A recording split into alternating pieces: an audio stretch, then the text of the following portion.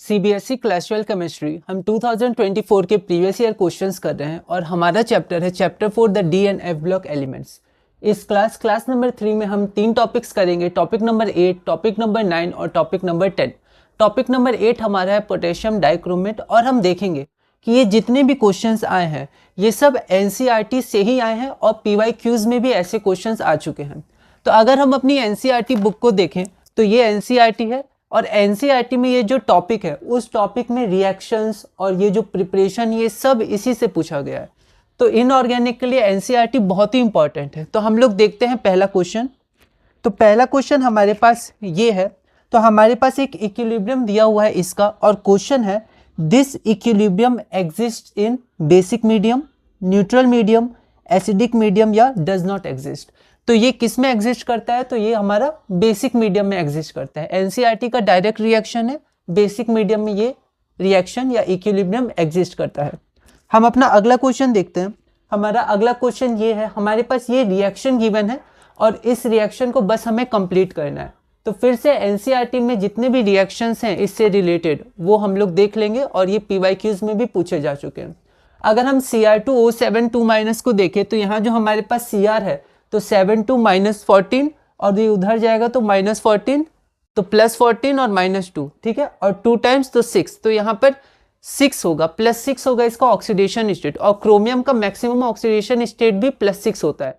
तो अब वो क्या होगा, अब वो रिड्यूस ही करेगा क्योंकि उसका ऑक्सीडेशन नंबर कम ही होगा। तो अगर वो रिड्यूस करेगा और रिडॉक्स में दोनों साथ साथ होते हैं तो वो दूसरे को ऑक्सीडाइज करेगा।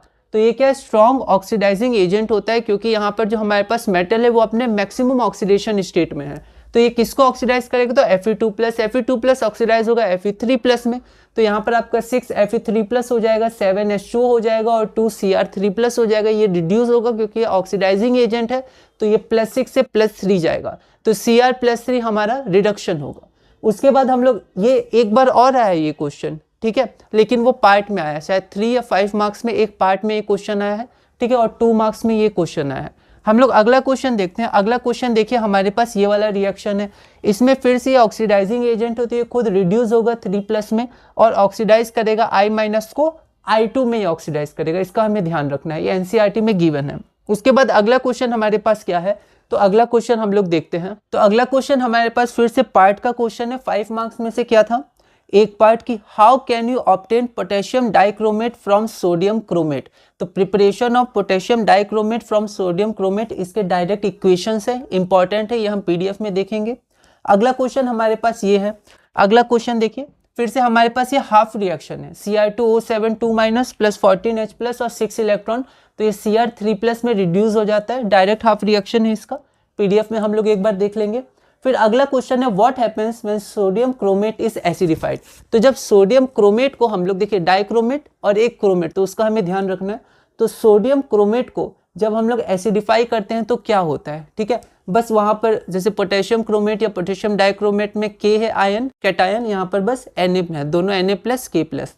तो सोडियम क्रोमेट को एसिडिफाई करेंगे तो क्या होगा, डायरेक्ट रिएक्शन है। तो हम देख सकते हैं जितने भी क्वेश्चन हमारे पास पोटेशियम डाइक्रोमेट से रिलेटेड आए हैं वो सब एनसीईआरटी से रिलेटेड है और पीवाईक्यूज से रिलेटेड है। तो एक बार हम लोग पीडीएफ में इनको देख लेते हैं, उसके बाद हम लोग 9 से कंटिन्यू करेंगे। इस क्लास 3 में हम लोग टॉपिक करेंगे टॉपिक नंबर 8, 9 और 10। टॉपिक नंबर 8 हम लोग देखते हैं पोटेशियम डाइक्रोमेट। जैसा हमने बोर्ड में देखा, ये जो इक्विलिब्रियम होता है ये किस में होता है, बेसिक मीडियम में होता है। तो आप पूरा लाइन लिख दीजिएगा, the equilibrium exist in basic medium, option A. अगला है हमारे पास 2 रिएक्शन, ये टॉपिक 9 में हम लोग देखेंगे। टॉपिक 8 में हमारे पास क्या है, तो यहाँ पर हम देख सकते हैं ये क्या होता है, स्ट्रॉन्ग ऑक्सीडाइजिंग एजेंट होता है, ये रिड्यूस होगा और ये Fe2+ Fe3+ में कन्वर्ट होगा। ये सारे रिएक्शन एनसीईआरटी में गिवन है तो आप वहाँ से रेफर कर सकते हैं। तो ये आपको ध्यान रखना है। अगर आप हाफ सेल रिएक्शन देखिएगा तो यहाँ पर 7 H2 होता है, 2 Cr3+ होता है, बस Fe2+ को Fe3+ में कन्वर्ट होना पड़ता है या कन्वर्ट होता है। तो आपको बस ये ध्यान रखना है, ठीक है, क्योंकि बहुत सारे रिएक्शंस एनसीईआरटी में फुल नहीं दिया, वहाँ लिखा हुआ है कि हाफ सेल रिएक्शंस को अगर आप ऐड करिएगा तो फुल रिएक्शन मिल जाएगा। तो आपको ध्यान रखना है 7 H2 होता है और 2 Cr3+। अगला हमारे पास फिर से यही क्वेश्चन है, तो ये हमने देखा। अगला हम लोग देखते हैं, तो यहाँ पर हमारे पास 2 नंबर देखते हैं जो रिलेटेड क्वेश्चन है। तो यहाँ पर I माइनस ऑक्सीडाइज होता है I2 में -1 से 0 increase in oxidation number that is oxidation, और Cr2O7 2 माइनस Cr3+ में रिड्यूस होता है। अगला क्वेश्चन है how do you obtain potassium dichromate from sodium chromate. तो ये प्रिपरेशन का एक रिएक्शन है, ठीक है। तो potassium dichromate can be obtain from sodium chromate by the following reaction. तो ये हमारे पास सोडियम क्रोमेट है, तो पहले वो सोडियम डाइक्रोमेट में चेंज होता है, और सोडियम डाइक्रोमेट को KCl से जब हम रिएक्ट कराते हैं तो यहाँ पर Na रिप्लेस हो जाता है K से, तो हमारे पास पोटेशियम डाइक्रोमेट बन जाता है। ये सब रिएक्शंस और क्वेश्चंस पहले भी आए हैं, NCERT में भी दिए हुए हैं। कंप्लीट द आयनिक रिएक्शन, तो ये डायरेक्ट आपका Cr2O7 2 माइनस का एसिडिक मीडियम में रिएक्शन है। तो यहाँ पर Cr3+ और 7H2, इसी को जब हम लोग ऐड करते हैं डिफरेंट, जैसे Fe2+ से Fe3+, I- से I2, तो हमें फुल रिएक्शन मिल जाते हैं। हाफ सेल रिएक्शन है Cr2O7 2 माइनस का। अगला क्वेश्चन देखते हैं, what happens when sodium chromate is acidified. तो जब सोडियम क्रोमेट को हम लोग एसिडिफाई करते हैं, it gets converted into sodium dichromate and the colour of the solution changes from yellow to orange. ये चाहें तो आप लिख सकते हैं, मार्किंग स्कीम में स्लैश दे के ऐसा लिखा हुआ है।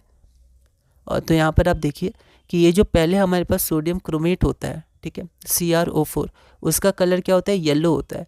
लेकिन Na2Cr2O7 जो हमारे पास सोडियम डाइक्रोमेट होता है वो सॉल्यूशन में ऑरेंज होता है, फिर उसके ऑरेंज क्रिस्टल को हम लोग बाहर निकाल सकते हैं, ठीक है, क्रिस्टलाइज कर सकते हैं ऑरेंज क्रिस्टल्स। तो यहाँ पर ये हमारे पास रिएक्शन हो जाता है। ओके, तो यहाँ पर उसमें लिखा हुआ था कि आपको रिएक्शन भी लिखना है, तो ये लैंग्वेज में हो गया, ये रिएक्शन हो गया। अब हमारा अगला टॉपिक नंबर 9 पोटेशियम परमैंगनेट है। एक बार हम लोग बोर्ड में इसको देख लेते हैं, फिर हम लोग आगे बढ़ेंगे। तो अब हम लोग अपना टॉपिक नंबर 9 देखते हैं। हमारा टॉपिक नंबर 9 है पोटेशियम परमैंगनेट। उसके क्वेश्चन देखते हैं। When MnO2 is fused with KOH in air it gives। तो यहाँ पर प्रिपरेशन का ये डायरेक्ट क्वेश्चन है। तो जब MnO2 fused with air in presence of KOH तो हमें क्या मिलता है, यहाँ पर हमारे पास ऑप्शंस हैं, तो इसमें आंसर हो जाएगा पोटेशियम मैंगनेट हमें पहले मिलता है, ठीक है। अगला क्वेश्चन है the product of oxidation of SO3 2 minus with MnO4 in acidic medium. तो जैसे हमारे पास डाइक्रोमेट के रिएक्शन से वैसे ही मैग्नेट के हैं, परमैंगनेट के रिएक्शन से, वो सारे NCERT में दिए हुए हैं, हमें बस ध्यान रखना है उनको, और ये हर बार पूछे जाते हैं। तो यहाँ पर SO3, अब यहाँ देखेंगे तो +7 है, तो ये क्या हो गया, ये हाईएस्ट ऑक्सीडेशन स्टेट में, तो ये रिड्यूस होगा कि Cr2O7 2 माइनस की तरह, वहाँ +6 मैक्सिमम था, यहाँ 7 + 7 मैक्सिमम है, तो ये रिड्यूस होगा। तो अगर ये रिड्यूस होगा तो ये क्या हो जाएगा, ऑक्सीडाइजिंग एजेंट हो जाएगा, दूसरों को ऑक्सीडाइज करेगा, खुद रिड्यूस होगा। तो SO3 2 माइनस ये हो जाएगा SO4 2 माइनस, सल्फेट आयन में इसका ऑक्सीडेशन हो जाएगा। तो ऑप्शन बी हो जाएगा, हमारा ऑप्शन था। उसके बाद हमारा अगला है 18 नंबर। इसमें दो पार्ट थे, एक पार्ट तो डाइक्रोमेट आयन से रिलेटेड था, एक हमारा है परमैंगनेट आयन से। तो सेम यही क्वेश्चन है, यहाँ आप देख सकते हैं, सेम यही क्वेश्चन है, यहाँ पर बस इसे हमें बैलेंस करना है। तो बैलेंस भी हमें ध्यान रखना है, ठीक है, और NCERT में सारे रिएक्शंस गिवन है। उसके बाद अगला हमारे पास है डिकम्पोजिशन, मतलब इसको जब हम लोग हीट करेंगे तो क्या होता है, डिकम्पोज हो जाएगा, ये डायरेक्ट रिएक्शन है। उसके बाद फिर से यहाँ पर हमारे पास ऑक्जेलिक एसिड है C2O4 2 - 5, ये भी हमारे पास डायरेक्ट रिएक्शन है NCERT का। अगला क्वेश्चन हम लोग देखें तो फिर से हमारे पास यहाँ पर देख सकते हैं, यहाँ पर दो क्वेश्चन है, तो ये दोनों क्वेश्चन हमारे NCERT के, यहाँ पर फिर से ऑक्सीडाइजिंग एजेंट है, ठीक है। पर हमें ध्यान रखना है कि हमारा मीडियम क्या है, एसिडिक है कि न्यूट्रल है या एल्कलाइन है, ठीक है, क्योंकि मैग्नेट परमैंगनेट के केस में हमें ध्यान रखना है हमारे पास मीडियम क्या है, तो मीडियम पे भी हमें ध्यान रखना है, ठीक है। अगला हमारे पास ये क्वेश्चन है, ये क्वेश्चन हम लोग देख लेते हैं। ये क्वेश्चन 5 मार्क्स के क्वेश्चन में था, और इसमें 7 क्वेश्चंस में से कोई भी 5 हमें ट्राई करने थे। तो हमारा क्वेश्चन है आउट ऑफ KMnO4 मतलब potassium permanganate and K2MnO4 potassium manganate which one is paramagnetic and why. तो इन दोनों में से कौन सा पैरामैग्नेटिक है, तो यहाँ पर हम देख सकते हैं KMnO4 माइनस, तो Mn7+ और यहाँ पर हमारे पास है Mn6+। तो K2MnO4 में यहाँ पर हमारे पास Mn6+ है। तो अगर हम लोग इसका कॉन्फ़िगरेशन देखेंगे तो यहाँ पर 3D1 एक इलेक्ट्रॉन हमारे पास अनपेयर्ड होगा। तो K2MnO4 ये क्या होता है, पैरामैग्नेटिक होता है ड्यू टू 3D1 एक अनपेयर्ड इलेक्ट्रॉन, और KMnO4 पैरामैग्नेटिक नहीं होता है क्योंकि उसमें कोई भी इलेक्ट्रॉन 3D में नहीं होता है, ठीक है। तो आंसर हो जाएगा K2MnO4। अगला क्वेश्चन, एक और क्वेश्चन है, मैंने यहाँ लिखा नहीं, इसको मैं रीड कर देता हूँ, ये अच्छा क्वेश्चन है, इसे आप ध्यान रखिएगा। Why is permanganate titration not carried out in the presence of HCl। तो टाइट्रेशन में जो एसिड होता है तो यहाँ HCl है, तो जब हम लोग HCl को ऐड करते हैं या फिर HCl के प्रेजेंस में टाइट्रेशन करते हैं परमैंगनेट का, तो वो क्यों नहीं होता है या फिर क्यों नहीं किया जाता है? ऐसा इसलिए क्योंकि जो परमैग्नेट होता है वेरी स्ट्रॉन्ग ऑक्सीडाइजिंग एजेंट होता है, बहुत ज़्यादा स्ट्रॉन्ग होता है, ठीक है। तो ये HCl को क्या करता है, ऑक्सीडाइज कर देता है, ठीक है। तो HCl तो Cl-1 तो Cl2 में ऑक्सीडाइज कर देगा, वहां पर 0 हो जाएगा, तो इंक्रीज इन ऑक्सीडेशन स्टेट हमारा ऑक्सीडेशन हो गया।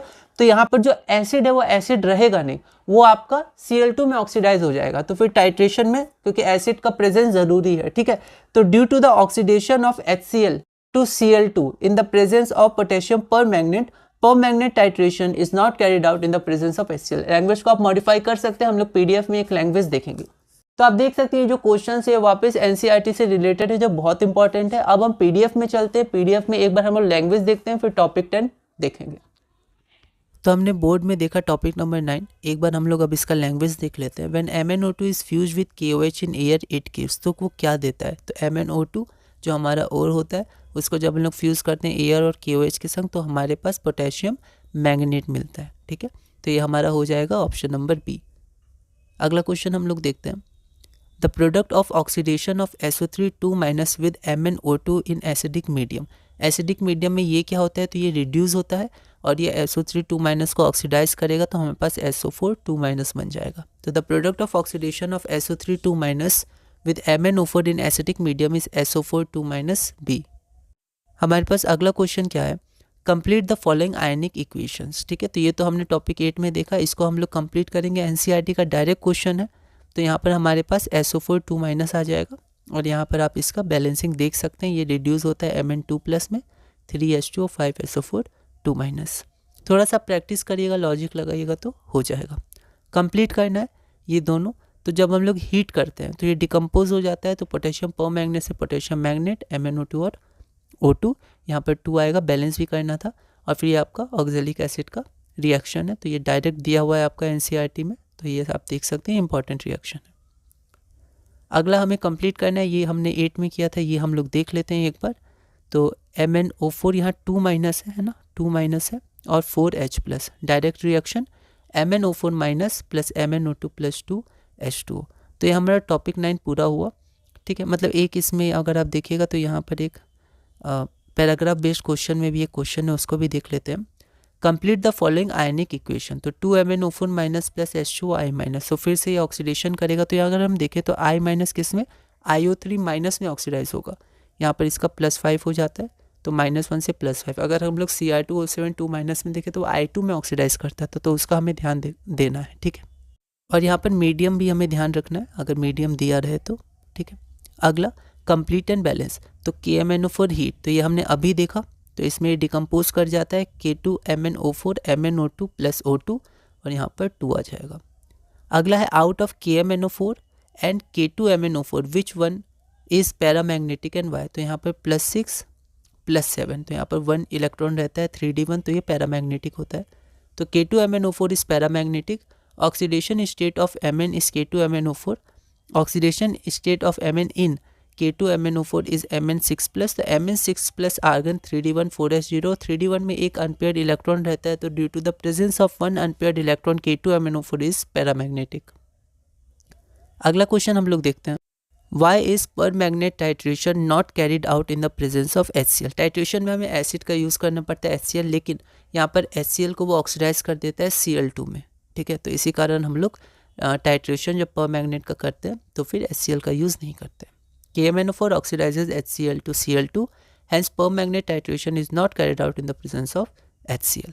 हमारा आखिरी टॉपिक है topic number 10, oxides and oxoanions of metals. इसमें एक ही क्वेश्चन है, एक बार हम लोग बोर्ड में इसको देख लेते हैं, फिर PDF से कंटिन्यू करेंगे। तो ये हमारा टॉपिक 10 है, oxides and oxoanions of metals और क्लास 3 का आखिरी टॉपिक। तो हमारे पास क्वेश्चन क्या है, the correct order for the increasing oxidizing power. तो इनकी ऑक्सीडाइजिंग पावर को अरेंज करना है इंक्रीजिंग ऑर्डर में। The correct order for the increasing oxidizing power in 3D series of transition elements is okay। तो यहाँ पर हम देखते हैं, ये क्वेश्चन पहले भी PYQs में पूछा जा चुका है। तो अगर हम लोग यहाँ पर देखेंगे तो यहाँ पर देखिए कि यहाँ पर ये आपका +7 स्टेट में है, ठीक है। ये आपका +6 में ऑक्सीडेशन स्टेट, और ये कितना है तो देख सकते हैं -4 उधर जाएगा, +4 यहाँ पर +1 है तो +5 हो जाएगा। तो क्या होता है कि जिसका ऑक्सीडेशन स्टेट जितना ज़्यादा होता है उसका ऑक्सीडाइजिंग पावर उतना ज़्यादा होता है, ठीक है, क्योंकि इसका +7 है, इसका हाईएस्ट है, और हाईएस्ट इसका खुद का भी है और एज कंपेयर्ड भी इसका हाईएस्ट है +7 स्टेट, तो ये बहुत ज़्यादा रिड्यूस होना चाहेगा, ठीक है, तो इसका ऑक्सीडाइजिंग पावर उतना इंक्रीज कर जाएगा। ओके, तो यहाँ पर सबसे ज़्यादा ऑक्सीडेशन स्टेट किसका है? इसका है, तो यहाँ पर इसका ऑक्सीडाइजिंग पावर सबसे ज़्यादा होगा, ये बहुत ज़्यादा रिड्यूस करना चाहेगा। ऑक्सीडाइजिंग एजेंट गेट्स इटसेल्फ, मतलब वो खुद, क्योंकि ऑक्सीडाइजिंग एजेंट रिड्यूस होते हैं, ठीक है, तो यहाँ पर बस सबसे ज़्यादा इसका हो जाएगा ऑक्सीडाइजिंग पावर, फिर यहाँ पर सबसे ज़्यादा ऑक्सीडेशन स्टेट इसका है तो इसका हो जाएगा और ये हो जाएगा, तो ये हमारा ऑप्शन हो जाएगा, हम ऑप्शन देख सकते हैं। तो इसी के साथ हमने क्लास नंबर 3 पूरा किया। क्लास नंबर 4 हमारी आखिरी क्लास होगी जिसमें डी ब्लॉक पूरा हो गया। क्लास 4 हमारी आखिरी क्लास होगी जिसमें हम लोग 11, 12 और 13 टॉपिक करेंगे। तो टॉपिक 13 से तो आया नहीं, हम लोग देखेंगे, तो वो हमारी एफ ब्लॉक की क्लास होगी और उसी के साथ हम लोग डी एंड एफ ब्लॉक पूरा करेंगे और अगली चैप्टर कोऑर्डिनेशन कंपाउंड्स की तरफ आगे बढ़ेंगे। अब हम पीडीएफ में चलते हैं, फिर हम लोग आगे बढ़ेंगे। तो यहाँ पर हमारे पास टॉपिक नंबर 10 है oxides and oxo anions of metals. Question क्या है? The correct order for the increasing oxidizing power in 3D series of transition elements is. ये पहले भी क्वेश्चन PYQs में आ चुका है, तो यहाँ पर हम लोग देखते हैं। The correct order for the increasing oxidizing power in 3D series of transition elements क्या हो जाएगा? तो सबसे ज़्यादा ऑक्सीडेशन स्टेट इसका है, तो इसका ऑक्सीडाइजिंग पावर सबसे ज़्यादा +7, फिर +6, फिर +5, तो हमारा ऑप्शन नंबर सी हो जाएगा। ऑप्शन हमें ध्यान से चुनना है, ऑप्शन नंबर सी हो जाएगा, ठीक है। तो इसी के साथ हमारी क्लास नंबर 3 पूरा हुआ। अगली वीडियो में हम लोग क्लास नंबर 4 करेंगे, उसमें 3 टॉपिक्स हैं। अब हम लोग एफ ब्लॉक शुरू करेंगे, इसमें बहुत ही कम क्वेश्चंस हैं, पर हम लोग एक बार देखेंगे और धीरे धीरे अपने इस चैप्टर में आगे बढ़ेंगे।